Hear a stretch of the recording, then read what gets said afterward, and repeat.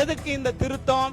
இந்த திருத்தம் சிறுபான்மை மக்களை மட்டுமல்ல, ஒட்டுமொத்தமாக அனைத்து மக்களுக்கும் கல்வி கொடுக்கக்கூடிய, மருத்துவ வசதிகள் கொடுக்கக்கூடிய அனைத்து மக்களையும் வஞ்சிப்பதற்காக அன்று வாஜ்பாய் அரசு இந்த சட்டத்தை, எஃப்சிஆர் சட்டத்தை முதல்ல கொண்டு வந்தது என்றால், இன்றைக்கு இருக்கக்கூடிய ஒன்றிய பாஜக அரசு ஒட்டுமொத்தமாக இந்த அறநிலையங்களை முடக்க வேண்டும் என்ற நோக்கத்தில் தான் இந்த சட்ட திருத்தத்தை கொண்டு வந்திருக்கிறார்கள்.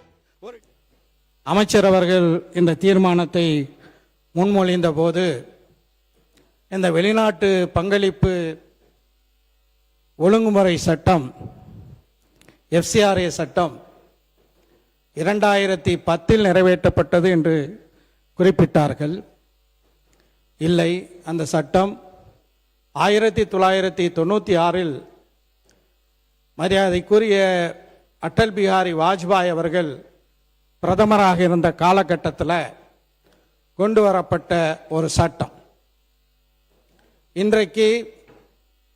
இன்று பேசிக்கொண்டிருக்கின்ற நானும், மாண்புமிகு பேரவைத் தலைவர் அவர்களும், மாண்புமிகு முதலமைச்சர் அவர்களும், அதே போல நம்முடைய மாண்புமிகு எதிர்க்கட்சி தலைவர் உள்ளிட்ட பல உறுப்பினர்கள் இன்று இந்த நிலைக்கு வந்திருக்கின்றோம் என்றால், அதற்கு மிக முக்கியமான காரணம் சிறுபான்மை கிறிஸ்தவ நிறுவனங்கள், அதே போல முஸ்லிம் நிறுவனங்கள் பள்ளிக்கூடங்களை ஏற்படுத்தி, கல்லூரிகளை ஏற்படுத்தி கல்வியின் கண்ணை திறந்தார்கள். பல இடங்களிலே பள்ளிக்கூடங்களே இல்லாத ஒரு சூழல்ல, குறிப்பாக நம்முடைய கிறிஸ்தவ அமைப்புகள் பள்ளிக்கூடங்களை திறந்து கல்வி கண்ணை திறந்தது மறக்க முடியாத, மறுக்க முடியாத உண்மை. ஆனால் இதுபோன்று மக்களுக்கு நலன் தரக்கூடிய பல திட்டங்கள், அது கல்வியாக இருக்கலாம், ஒரு இயற்கை பேரிடர் நடைபெறும் போது அங்கு செய்யப்படக்கூடிய நிவாரண உதவிகளாக இருக்கலாம், அதே போன்று மருத்துவ வசதிகளை ஏற்படுத்துவதாக இருக்கலாம், இப்படியே அடுக்கிக் கொண்டே போகலாம். மிக முக்கியமாக நாட்டில இருக்கக்கூடிய சட்டங்களுக்கு விரோதமாக மனித உரிமை மீறல்கள் நடைபெறும் போது அதற்கு எதிராக துணிச்சலாக களத்தில் நின்று அந்த மனித உரிமை மீறலில் ஈடுபட்டவர்களை சட்டத்தின் முன் கொண்டு வந்து நிறுத்தக்கூடிய அந்த பணியாக இருக்கலாம். இப்படியான சிறந்த அறப்பணிகளை இந்த நிறுவனங்கள் செய்து கொண்டிருக்கின்றன. என்னை பொறுத்தவரை ஒரு கோரிக்கையாக நான் வைக்க விரும்புகின்றேன், இந்த எஃப்சிஆர்ஏ சட்டமே தேவையில்லாத ஒரு சட்டம். என்ன காரணம் என்றால், எந்த நாட்டிலிருந்து இங்குள்ள நிறுவனங்களுக்கு நிதி வந்தாலும் அது முறையாக வங்கி கணக்குகள் மூலமாக தான் வருகிறது. அந்த வங்கி கணக்குகளில் எப்படி பணம் வருகிறது என்பதை ட்ரேஸ் பண்ண, அதை பரிசோதிக்கக்கூடிய அதிகாரம் மத்திய அரசுக்கு ஏற்கனவே இருக்கக்கூடிய சட்டங்கள்ல இருக்கின்றது. அது மட்டுமல்லாமல் இந்த நிறுவனங்கள் கண்டிப்பாக ஆண்டுதோறும் வருமான வரி கணக்கை சமர்ப்பிக்க வேண்டும். எனவே வருமான வரித்துறையினுடைய வரம்பிற்குள்ளும் இந்த நிறுவனங்கள் வருகிறது.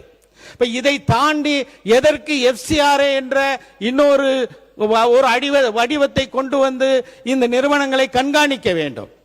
இது தேவையில்லாத ஒரு சட்டம் என்பதை மிக தெளிவாக நான் குறிப்பிட விரும்புகின்றேன். எனவே எஃப்சிஆர்ஏ சட்டமே தேவையில்லைங்கிறது தான் நம்முடைய நிலைப்பாடு. இருந்தாலும் கூட இப்போது கொண்டு வந்திருக்கக்கூடிய சட்ட திருத்தங்கள், இதுக்கு முன்னாடி தொண்டு நிறுவனங்கள், சேவை நிறுவனங்கள் வெளிநாட்டு நிதியை பெற வேண்டும் என்றால் அந்த நிதியை அவர்களுடைய பொதுவான கணக்குகளில், வங்கி கணக்குகளில் பெற முடியாது. ஏற்கனவே உள்ள சட்டத்தில் இதற்காக பிரத்யோகமாக ஒரு வங்கி கணக்கு தொடங்கப்பட்டு டெசிக்னேட்டட் அக்கவுண்ட், அதாவது பிரத்யோகமான வங்கி கணக்கில் மட்டும்தான் அந்த பணம் வர வேண்டும். அதுல வேற உள்நாட்டு நன்கொடைகளை எல்லாம் அந்த கணக்கில் செலுத்த முடியாது. அதை திருத்தி என்ன செஞ்சார்கள் என்றால், எல்லா நிறுவனங்களும் வெளிநாட்டு நிதியை பெறும்போது டெல்லியில் இருக்கக்கூடிய, தலைநகர் டெல்லியில் இருக்கக்கூடிய ஸ்டேட் பேங்க் ஆஃப் இந்தியாவினுடைய ஒரு குறிப்பிட்ட கிளையில் மட்டும்தான் வங்கி கணக்கு வைக்க வேண்டும், அங்கு மட்டும்தான் வெளிநாட்டு நிதி வர வேண்டும் என்ற அளவுக்கு ரெஸ்ட்ரிக்ஷன், தடுப்புகள் எல்லாம் போட்ட பிறகு எதுக்கு இந்த திருத்தம்? இந்த திருத்தம் சிறுபான்மை மக்களை மட்டுமல்ல, ஒட்டுமொத்தமாக அனைத்து மக்களுக்கும் கல்வி கொடுக்கக்கூடிய, மருத்துவ வசதிகள் கொடுக்கக்கூடிய அனைத்து மக்களையும் வஞ்சிப்பதற்காக அன்று வாஜ்பாய் அரசு இந்த சட்டத்தை, எஃப்சிஆர் சட்டத்தை முதல்ல கொண்டு வந்தது என்றால், இன்றைக்கு இருக்கக்கூடிய ஒன்றிய பாஜக அரசு ஒட்டுமொத்தமாக இந்த அறநிலையங்களை முடக்க வேண்டும் என்ற நோக்கத்தில் தான் இந்த சட்ட திருத்தத்தை கொண்டு வந்திருக்கிறார்கள். ஒரு டெசிக்னேட்டட் அத்தாரிட்டியாம் இந்த சட்டம், இந்த திருத்த சட்டத்தில் சொல்றாங்க. அந்த டெசிக்னேட்டட் அத்தாரிட்டி என்ன செய்யலாமான்னா, எஃப்சிஆர்ஏவை புதுப்பிக்கவில்லை என்றால் அல்லது எஃப்சிஆர்ஏக்கு அனுமதி மறுக்கப்பட்டால் அந்த நிறுவனங்களுடைய சொத்துக்களை அபகரிக்கக்கூடிய, அதாவது மிக வலிமையாக சொல்ல வேண்டும் என்றால், யாரோ வளர்த்த, யாரோ உதவி செய்து வளர்க்கப்பட்ட நிறுவனங்களை இந்த டெசிக்னேட்டட் அத்தாரிட்டி அபகரிப்பதற்கு வழிவகுக்கக்கூடிய ஒரு சட்ட திருத்தத்தை தான் ஒன்றிய அரசு இன்று கொண்டு வர உத்தேசித்திருக்கின்றது என்பதை இந்த நேரத்தில் சுட்டிக்காட்ட விரும்புகின்றேன். இன்றைக்கு தொழுநோயாளிகளை பார்த்தால் பார்த்து ஓடக்கூடியவர்கள் நாம். ஆனால் அந்த தொழுநோயாளிகளை தொட்டு அவர்களுக்கு சிகிச்சை கொடுத்தவர் அன்னை தெரசா என்பது நம் அனைவருக்கும் தெரியும். அவர்கள் நடத்தக்கூடிய அந்த நிறுவனங்களும் கூட இந்த எஃப்சிஆர்ஐயால பாதிக்கப்பட்டிருக்கக்கூடிய ஒரு சூழலை பார்க்கின்றோம். இதையெல்லாம் கவனத்தில் எடுத்துக்கொண்டுதான் நம்முடைய திராவிட முன்னேற்ற கழகத்தினுடைய தலைவர் தமிழ்நாட்டில் இந்த எஃப்சிஆர்ஏ சட்டத்துக்கு எதிராக மிக சிறப்பான வலுவான ஒரு அறிக்கையை கொடுத்திருக்கிறார். அந்த வழியில இந்த சட்டமன்றமும் இந்த சட்ட திருத்தங்களை ஒன்றிய அரசு நிறைவேற்றக்கூடாது என்று வலியுறுத்தி நிறைவேற்றக்கூடிய இந்த தீர்மானத்தை மனிதநேய மக்கள் கட்சியின் சார்பாக வரவேற்று விடைபெறுகின்றேன். நன்றி.